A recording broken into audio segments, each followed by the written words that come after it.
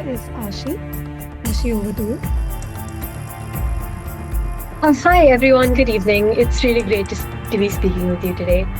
Hi, my name is Ashi. I'm a high school student and I'm really interested in computer science, and I've taken up quite the interest in cyber safety lately. I just wanted to talk a little bit about in the last couple years, especially, I'm sure that you've all read something about some scam or huge data leak or fraud that's taken place. And it's possible that you know someone who's been a victim to this or have even fallen prey to it yourself. So, one example that I wanted to give was something that had happened just in August of last year. This prominent elderly businessman, FP Oswal, had been the victim of a scam that was very common around this time last year, the digital arrest. He ended up losing about 7 crore rupees and lost about 2 days of his life. There was a group of people who were creating fake documents, impersonating a judge, and even creating a fake virtual courtroom. He was intimidated into staying on a phone call for these 2 days, and it's a really terrifying situation for anyone to be. He is very far from being the only victim of this. We've all built our lives a lot on digital infrastructure. Today, banking, healthcare, even education, and our social lives and identity are all connected through the internet. And with this convenience and integration of technology into our lives comes a lot of exposure and vulnerability, such that even years and years of experience with technology can't make you immune to this.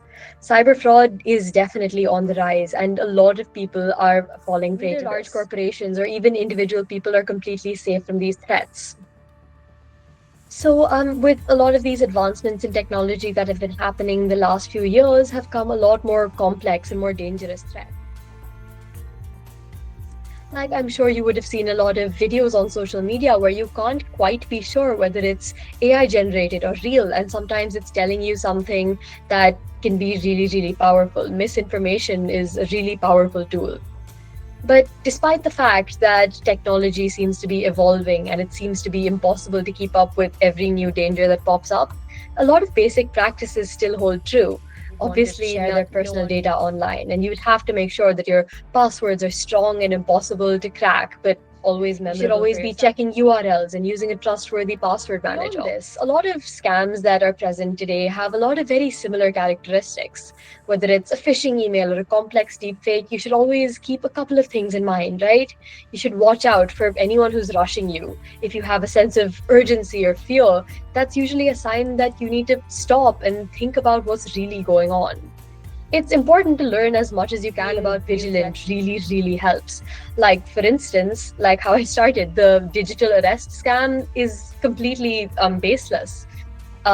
Essentially, how it works is people tend to get a phone call from someone who's saying that they're a police officer and something has happened, and they'll be in trouble if they don't remain on the call if they don't remain on the call with them, because this is what digital arrest is. The issue there is that digital arrest doesn't actually exist. And if more people knew about some basic facts like these, then the internet would be a much, much safer place. So that's essentially what I wanted to talk about today. A couple of really simple safety tips and just a little reminder to always make sure that you know what's going on and that you know who you're speaking with on the internet, and you never ever click on a link or download something without knowing exactly what it is. So thank you so much. I also have a social media page titled Project Cyber Siren, where there's a little more information about a few more scams in case you're interested. And if there's any contribution you'd like to make, any information or story you'd love to share, please feel free to reach out to me. Thank you so much.